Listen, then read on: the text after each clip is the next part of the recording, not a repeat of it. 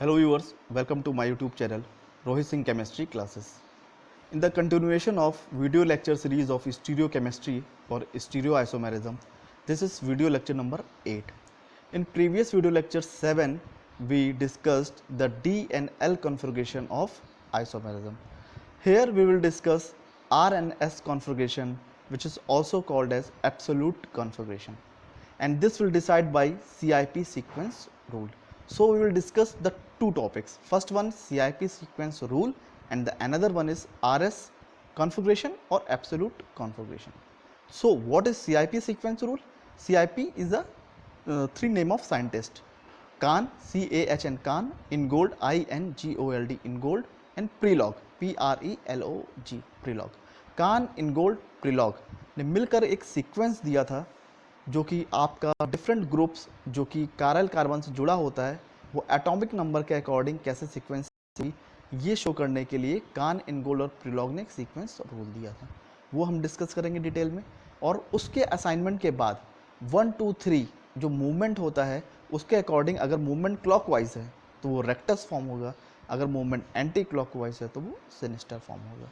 तो ये एक तरह का एब्सोल्यूट कॉन्फ़िगरेशन है। यहाँ पर किसी दूसरे स्टैंडर्ड से या किसी ग्रुप से कंपेयर नहीं कराना है। जैसे डी और एल फॉर्म में हम ग्लिसरॉल्डिहाइड से कंपेयर करा रहे थे और उसके कंपैरिजन में अगर OH ग्रुप राइट साइड आ रहा था तो हम डी फॉर्म मान रहे थे और लेफ्ट आ रहा था तो एल फॉर्म मान रहे थे।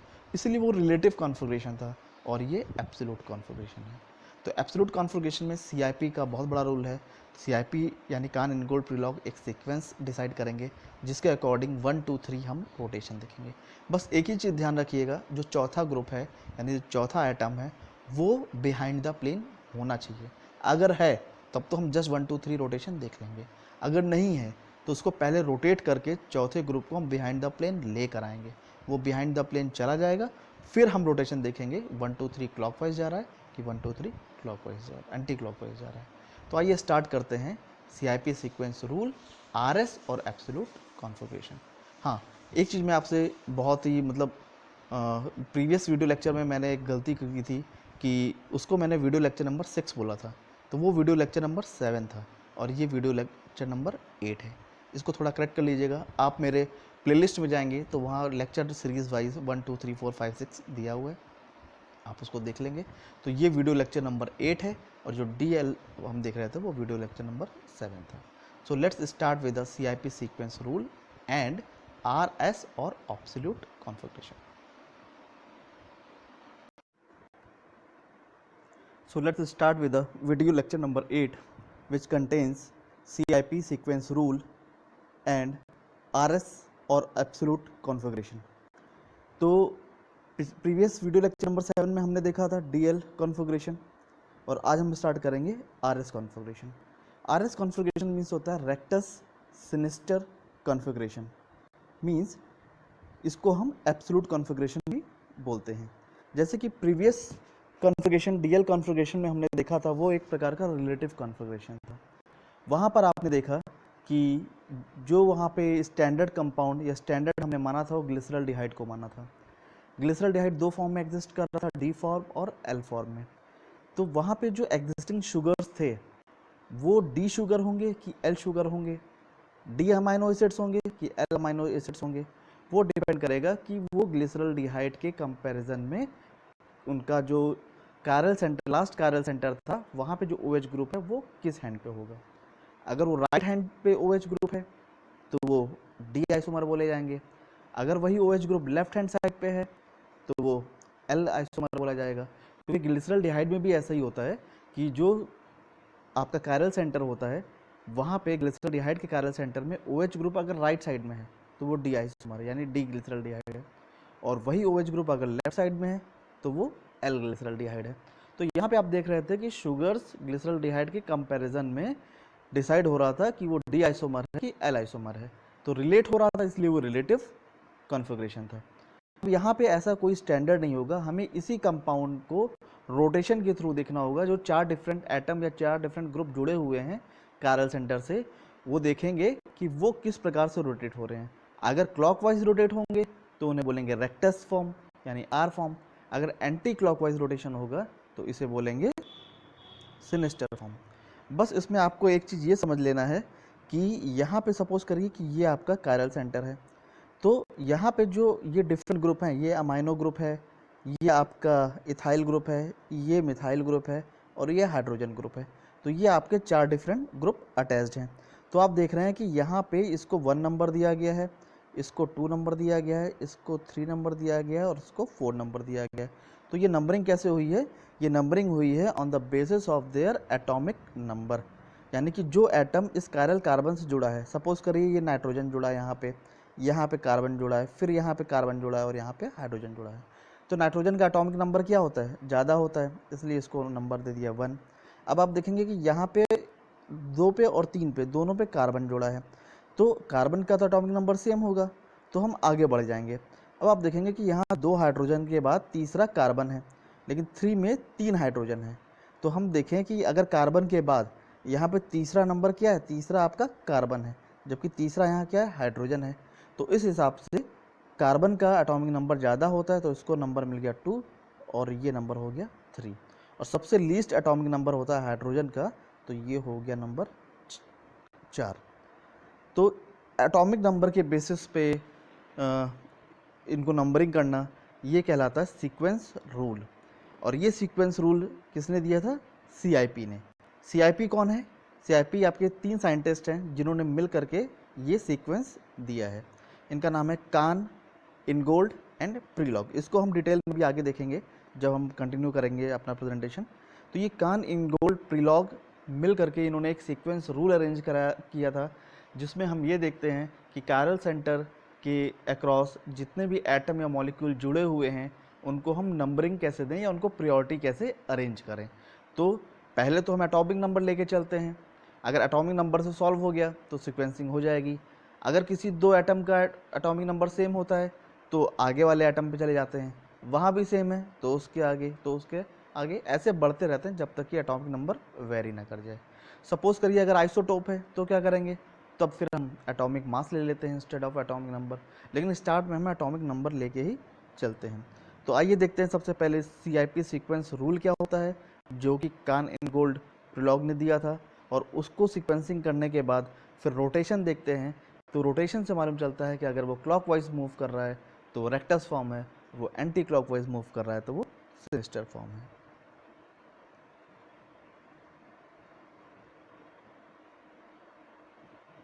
स्टेप 1, कान, इनगोल्ड, कान, इनगोल्ड, प्रीलॉग। ये 3 अलग अलग व्यक्ति हैं तीनों, इन्होंने मिल करके एक सीक्वेंस रूल दिया था। तो इन्हीं के नाम का आगे का फर्स्ट लेटर ले लिया गया है, जिसको बोला गया CIP।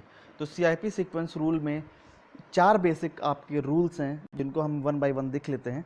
आपको मैं बहुत ही सरल भाषा में समझा दूंगा कि क्या वो रूल्स हैं जो कि फॉलो करना होगा, क्या पता करने के लिए कि आपका जो पर्टिकुलर कंपाउंड है वो रेक्टस आइसोमर है या आर आइसोमर है या सिनिस्टर आइसोमर है, एस आइसोमर है। तो पहला स्टेप है, स्टेप 1 है आपका प्रायोरिटी असाइन करना, यानी कि जो 4 डिफरेंट ग्रुप हैं उनकी प्रायोरिटी असाइन करना। और स्टेप 2 क्या रहेगा? ये पता लगा पाना कि ये फॉर्म कैसा है, आर फॉर्म है कि एस फॉर्म है। तो स्टेप 1 में भी 4 बेसिक स्टेप होंगे, सब डिवाइडेड होंगे। पहला स्टेप क्या है? If 4 atoms are different, priority is determined by atomic number. अगर चारों एटम डिफरेंट हैं तो उनकी प्रायोरिटी कैसे असाइन होगी? On the basis of their atomic number. Atomic number उनका कैलकुलेट किया जाएगा, जिसका एटॉमिक नंबर ज़्यादा है उसको प्रायोरिटी पहली मिलेगी 1। सपोज एटॉमिक नंबर इसका ज़्यादा है तो ये 1 हो जाएगा, फिर 2 होगा, फिर 3 होगा और जो सबसे छोटा होगा वो 4 होगा। तो ऐसे हम प्रायोरिटी असाइन कर लेंगे। If 2 atoms on a stereogenic centre are same, अगर स्टीरियोजेनिक सेंटर पे जो 2 एटम अटैच हुए हैं वो सेम हैं तो क्या होगा? Assign priority based on atomic number of the atom bonded to these atoms, 1 atom higher atomic number determines the higher priority. यानी कि अगर एटॉमिक नंबर सेम है तो हम मूव ऑन कर जाएंगे दूसरे एटम पे। सपोज करिए CH3 है या CH2C जो अभी आपने प्रीवियसली देखा था। तो यहाँ आप CH3 में देख रहे हैं कार्बन के बाद 3 हाइड्रोजन है, तो 2 हाइड्रोजन तक सिमिलरिटी है, फिर तीसरा भी हाइड्रोजन है।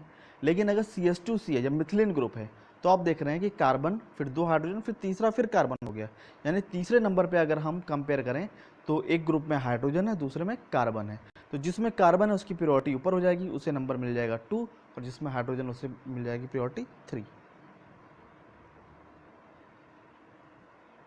आइए इस एग्जाम्पल से समझते हैं जो मैं आपको समझा रहा था।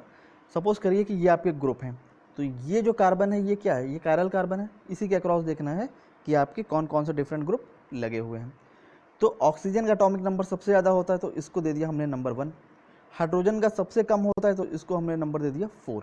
अब कन्फ्यूज़न आ रहा है 2 और 3 में, 2 और 3 में इसको 2 दिया जाए, इसको 2 दिया जाए, कि इसको 3 दिया जाए, कि इसको 2 दिया जाए, कि इसको 3 दिया जाए। यही हमको क्या करना है, क्लैरिफाई करना है। तो आप देख रहे हैं कि यहाँ इस कार्बन से, इस कार्बन से और इस कार्बन से यहाँ पे 2 हाइड्रोजन के बाद तीसरा क्या आ गया, कार्बन आ गया। लेकिन यहाँ पे आप देख रहे हैं कि तीनों ही क्या है, हाइड्रोजन है। तो इस पॉइंट पे यहाँ पे क्या है, यहाँ पे कार्बन है, और थर्ड पॉइंट पे यहाँ पे क्या है, हाइड्रोजन है। तो कार्बन का एटॉमिक नंबर क्या होगा, ज़्यादा होगा। तो इस वजह से इसको हम देंगे नंबर 2 और इसको देंगे नंबर 3। अब अरेंज हो गया, ये ऑक्सीजन यानी कि हाइड्रोक्सिल ग्रुप ये 1 था, ये 2 हो गया, ये 3 हो गया, और ऊपर वाला क्या हो गया, 4 हो गया। तो इसी प्रकार से हमको एटम का क्या करना है, प्रायोरिटी डिसाइड करना है। इसी का एक्सप्लेनेशन आगे यहाँ पे दिया हुआ है, ये मैं आपको बता चुका हूँ। फिर आगे बढ़ते हैं। तीसरा सब स्टेप क्या है, सपोज करिए कि अगर आइसोटोप्स हैं, जैसे सबसे कॉमन आइसोटोप हाइड्रोजन का है, तो आप देख रहे हैं कि ट्रिटियम, ड्यूट्रियम और हाइड्रोजन तीनों का एटॉमिक नंबर क्या होता है, सेम होता है। ये हो गया आपका हाइड्रोजन, ये हो गया आपका ड्यूट्रियम, और ये हो गया ट्रिटियम। तो इसका भी एटॉमिक नंबर 1, इसका भी एटॉमिक नंबर 1, और इसका भी एटॉमिक नंबर 1। तो अब एटॉमिक नंबर से प्रायोरिटी डिसाइड नहीं हो पाएगी, तो हमें क्या करना होगा, अब स्विच कर जाना होगा मास के ऊपर। यानी आइसोटोप्स के केस में हम एटॉमिक नंबर से डिसाइड नहीं कर सकते हैं, तो हम एटॉमिक मास की तरफ चले जाते हैं। तो इसका एटॉमिक मास हो जाएगा 1, इसका हो जाएगा 2, और इसका हो जाएगा 3। तो जिसका भी एटॉमिक मास ज़्यादा है उसकी प्रायोरिटी ज़्यादा हो जाएगी, और जिसका एटॉमिक मास कम है उसकी प्रायोरिटी कम हो जाएगी। तो प्रायोरिटी में ट्रिटियम क्या जाएगा, 1 नंबर पर आ जाएगा, ड्यूट्रियम 2 नंबर पाएगा, और हाइड्रोजन 3 नंबर पाएगा।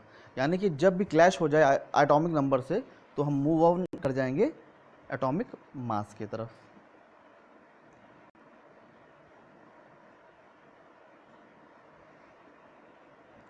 नेक्स्ट चौथा पॉइंट, ये भी बहुत इंपॉर्टेंट पॉइंट है कि अगर मल्टीपल बॉन्ड है उस केस में हम क्या करेंगे। जैसे कि आप एक कॉमन एग्जांपल ले लीजिए कार्बोनिल ग्रुप का। तो कार्बोनिल ग्रुप क्या होगा, ये टूट जाएगा, ये टूटेगा। तो टूटने के बाद क्या होगा कि ये जो CO से जुड़ा है, ये एक बार इससे जुड़ा है तो दूसरी बार भी C और O से ही जुड़ा होगा, ये मल्टीपल हो जाएगा। आप यहाँ देखिए, यहाँ पे ये CO ग्रुप था और यहाँ पे भी क्या है, CO ग्रुप है। यानी कि आप जब बॉन्ड डबल बॉन्ड तोड़ेंगे तो वो बिहेव करने लगेगा सिंगल बॉन्ड की तरह। यानी यहाँ 2 बार CO से जुड़ा था तो इसीलिए ये 2 बार CO से जुड़ा हुआ है। नीचे आप आइए, इथिलीन में देखिए, यहाँ कार्बन कार्बन 2 बार जुड़े हुए हैं, तो इसको तोड़ेंगे। इसको तोड़ने के बाद ऊपर एक कार्बन इस एटम पे भी चला गया और एक कार्बन इस एटम पे भी चला गया, यानी C से जुड़ गया। ऐसे ही आप एसिटिलीन ग्रुप में देखेंगे या इथाइलिन ग्रुप में देखेंगे, यह 3 बार जुड़ा हुआ है, तो एक कार्बन ऊपर गया, एक कार्बन नीचे गया। इसमें भी आपका फिर 2 बॉन्ड टूटेगा, तो एक ऊपर जाएगा और एक नीचे आएगा। यानी मल्टीपल बॉन्ड को आप सिंगल बॉन्ड में कन्वर्ट कर लेंगे, फिर असाइन करेंगे कि आपका एटॉमिक नंबर किसका ज़्यादा आ रहा है या किसका कम आ रहा है। तो जनरली जो मल्टीपल बॉन्ड होते हैं, क्योंकि वो हेटेरो एटम से जुड़े हुए हैं या कार्बन से जुड़े हुए हैं, तो वो मल्टीप्लाई हो रहे हैं, तो उनका ही एटॉमिक नंबर ज़्यादा आता है in comparison to alkyl group. अगर मीथेन है या इथेन है या हाइड्रोजन जुड़े हुए हैं, उनके कंपैरिजन में मल्टीपल बॉन्ड हायर प्रायोरिटी पे रहता है।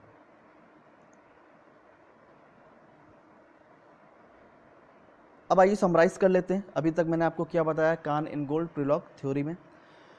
तो सबसे पहले क्या करना होता है, प्रायोरिटी असाइन करना होता है on the basis of their atomic number. यानी assign a priority number to each attached to the chiral carbon. यानी कि जितने भी एटम या ग्रुप कायरल कार्बन से जुड़े हुए हैं उनकी प्रायोरिटी को असाइन करना हमारा पहला काम है। तो priority is assign according to atomic number. हम कैसे असाइन करेंगे, according to their atomic number. The highest atomic number assign the highest priority 1। यानी कि जिसका एटॉमिक नंबर ज़्यादा होगा उसको प्रायोरिटी क्या देंगे, ज़्यादा देंगे। फिर उसके बाद जिसका एटॉमिक नंबर उससे कम होगा सेकेंड प्रायोरिटी, उससे कम हुआ थर्ड प्रायोरिटी, और जिसकी प्रायोरिटी सबसे कम होगी उसको लास्ट 4 नंबर देंगे। ज़्यादातर हाइड्रोजन ही सबसे छोटा एटॉमिक नंबर एलिमेंट है, तो ज़्यादातर वही सबसे पीछे जाता है। फिर in the case of ties, अगर दो एटम टाइज कर गए, जैसे कार्बन के केस में हमने देखा था, तो वहाँ पे अगर टाई कर गया है तो look at the next atoms along the chain. तो अगर पहला एटम टाई कर गया है तो दूसरे पे मूव कर जाइए, दूसरा टाई कर गया है तो तीसरे पे मूव कर जाइए, तीसरा टाई कर गया है तो चौथे पे मूव कर जाइए, जब तक मूव करिए जब तक कि आपको कोई डिफरेंस ना मिल जाए। और लास्ट क्या है, double and triple bonds are treated like bonds to duplicate atom, यानी कि जो मल्टीपल बॉन्ड हैं उनमें हमें सिंगल बॉन्ड में कन्वर्ट कर लेना होगा, तो वो उनके रेप्लिका बन जाएंगे। जैसे CO है डबल बॉन्ड में, तो CO एक बार, अब क्योंकि डबल बॉन्ड था तो 2 बार हो जाएगा। अगर कोई ट्रिपल बॉन्ड है तो 3 बार रेप्लिका हो जाएगा। इसी हिसाब से हम इसको कन्वर्ट कर लेंगे। अब आइए ओरिएंटेशन देखते हैं। तो सबसे इम्पॉर्टेंट चीज़ R और S जब हम कॉन्फ़िगरेशन देखेंगे तो एक चीज़ हमेशा ध्यान रखिएगा कि जो सबसे लीस्ट आपका एटॉमिक नंबर है उसको बिहाइंड द प्लेन रखिएगा, यानी वो ऑब्जर्वर के पीछे हो। तो चौथा ग्रुप सबसे पीछे होगा तो उसको हम नेगलेक्ट कर देंगे। चौथा जो आपका एटॉमिक नंबर सबसे लीस्ट है उसको हम नेगलेक्ट कर देंगे। तो बचा क्या, 1, 2 और 3। अब हमें रोटेशन क्या करना, एक प्लेन में होगा तो रोटेशन करना आसान हो जाएगा कि 1 से 2, 2 से 3। अगर क्लॉकवाइज मूवमेंट हो रहा है तो वो R फॉर्म होगा, एंटी क्लॉकवाइज मूवमेंट हो रहा है तो वो S फॉर्म होगा। तो यहाँ पे आप देखिए कि ये बेसिकली आपका 1 है, ये 2 है, ये 3 है, ये 4 है। तो आप देख रहे हैं कि सबसे पीछे जो है ये 2 ग्रुप है और आपको सबसे पीछे क्या लाना है, 4 लाना है। तो सबसे पीछे 4 लाने के लिए क्या करना होगा, इसको फिक्स कर लेंगे, इसको क्या कर देंगे, इसको फिक्स कर लेंगे। इसको फिक्स करने के बाद आप इसको रोटेट करेंगे ऐसा कि ये चौथा ग्रुप कहाँ आ जाए, इस पोजीशन पे आ जाए, पीछे आ जाए। तो इसको आप क्या करेंगे, एंटी क्लॉकवाइज घुमा देंगे, रोटेट करा देंगे। तो जैसे ही एंटी क्लॉकवाइज घूमेगा तो 4 आ जाएगा 1 की जगह, 2 की जगह पे, यानी कि 3 चला जाएगा 4 की जगह पे, 4 चला जाएगा 2 की जगह पे और 2 आ जाएगा 3 की जगह पे। तो आप देख रहे हैं ये चेंज आ गया है। अब इस चेंज में आप क्या देखेंगे कि 4 अब सबसे पीछे जा चुका है, तो अब 1, 2, 3 का सीक्वेंस देखना है। तो यानी 1, 2 और 3 ये किस डायरेक्शन में मूव कर रहा है, क्लॉकवाइज। तो ये कैसा फॉर्म हो गया, R फॉर्म हो गया। अब इसी का जो आपका मिरर इमेज होगा यहाँ पे देखिए, अब ये आपका यहाँ पे देखिए 1, 2, 3 और 4 में 4 आपका इस पोजीशन में, यानी इसको आप बैक ले जाना है। तो आप इसको क्या करेंगे, ऐसे क्लॉकवाइज घुमा देंगे। तो ये 4 देखिए यहाँ पीछे चला गया। 4 पीछे जाने के बाद अब देखिए ये हो गया आपका 1, ये हो गया 2 और ये हो गया 3। तो 1, 2, 3 आप घुमाएंगे तो ये कैसा हो जाएगा, दिस वन, यानी कि एंटी क्लॉकवाइज। तो ये आपका R आइसोमर था और ये आपका S आइसोमर। ऐसे भी बहुत सारे एग्जाम्पल हैं, हम आगे देखते जाएंगे।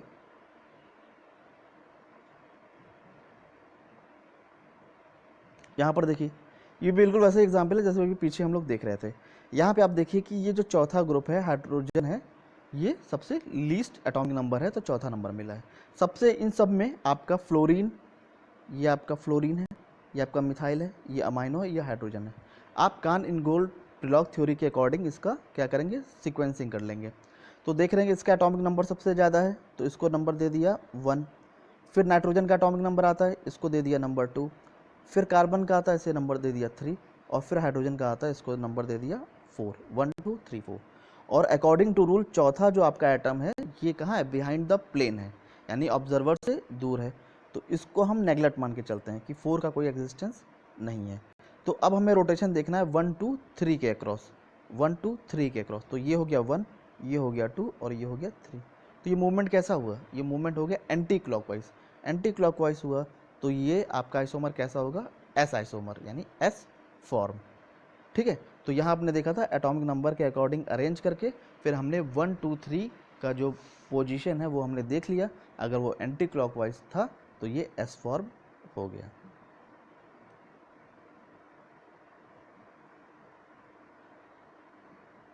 नेक्स्ट एग्जांपल, अब आप देखेंगे कि यहाँ पे इस एग्जांपल में ये जो H है ये बिहाइंड द प्लेन नहीं है। बिहाइंड द प्लेन क्या है, इथाइल ग्रुप है। तो आपको क्या करना होगा, इसको रोटेट करना होगा। क्या करना होगा, रोटेट करना होगा। तो रोटेट करने के लिए क्या करते हैं, किसी एक पोजीशन को फिक्स कर लेते हैं और 3 ग्रुप को घुमा देते हैं। तो सपोज करिए कि यहाँ पे इसको हमने क्या कर लिया, फिक्स कर लिया। ये ग्रुप फिक्स हो गया।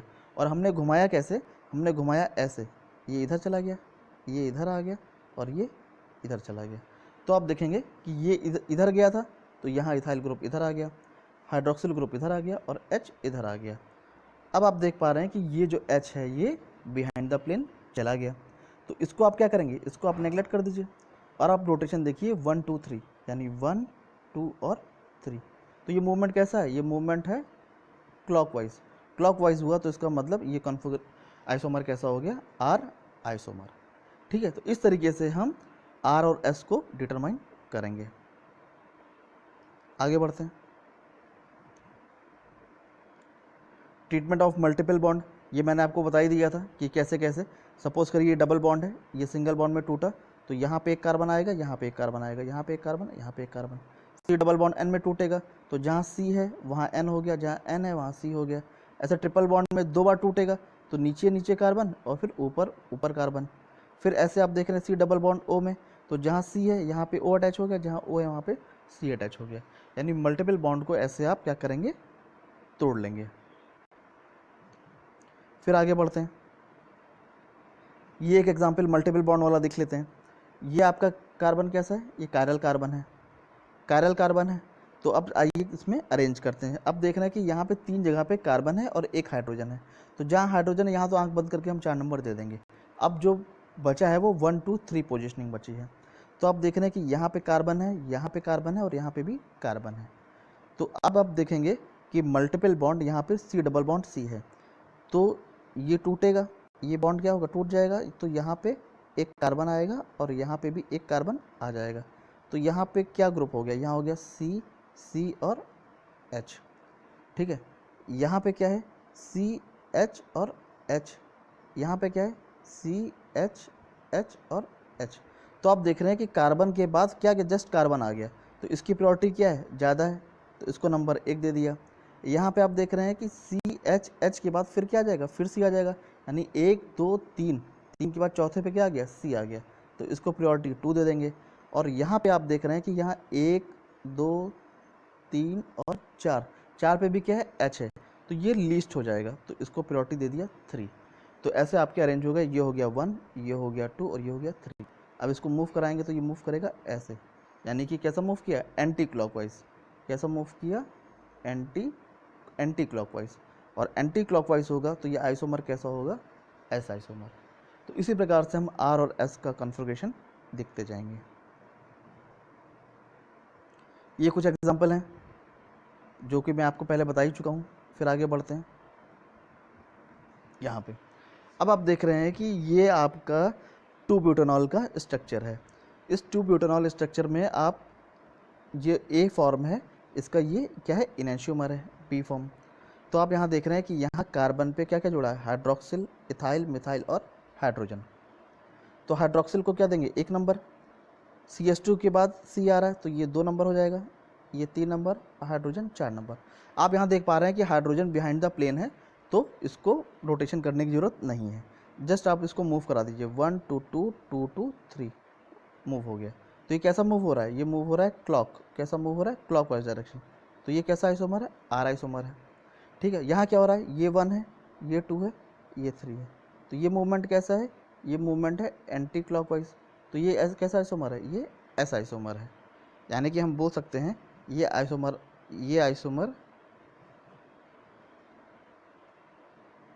ये आइसोमर R आइसोमर हो गया और ये आइसोमर S आइसोमर हो गया।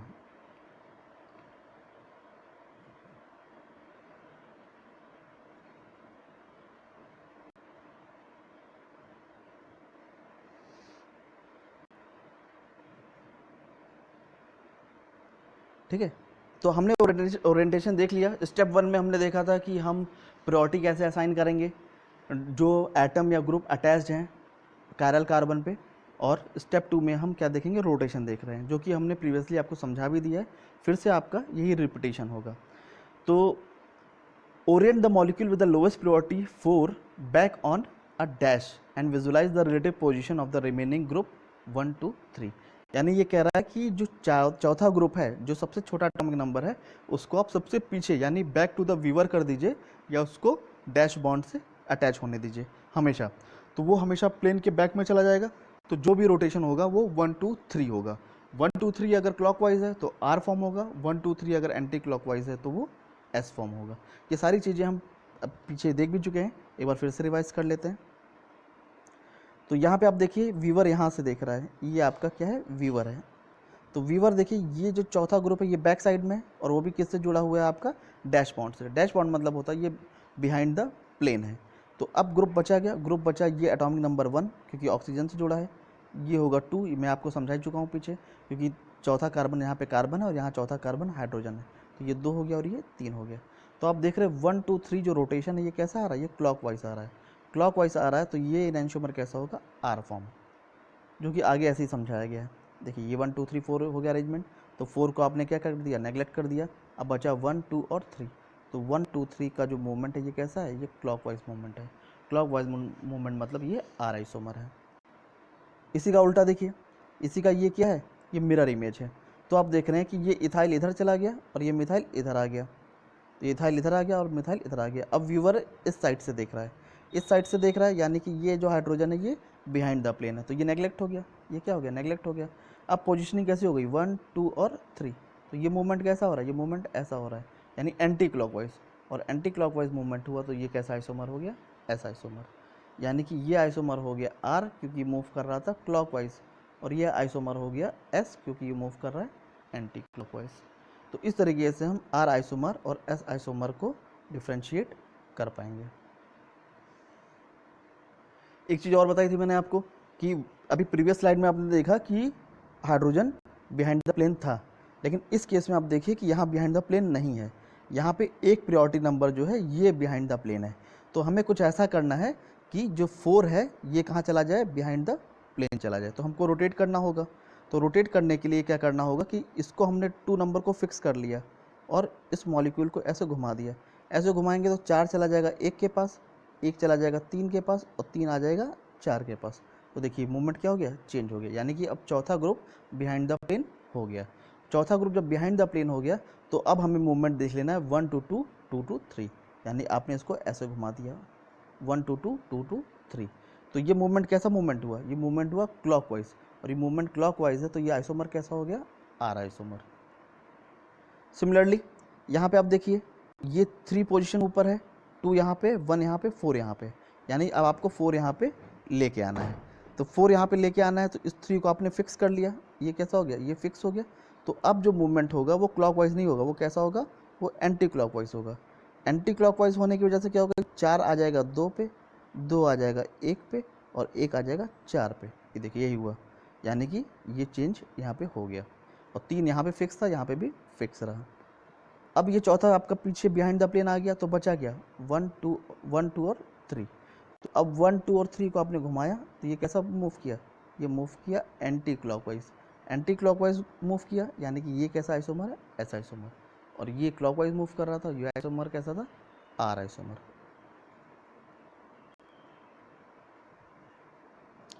Thanks for watching my YouTube channel. Kindly subscribe my channel and press the bell icon. Thanks.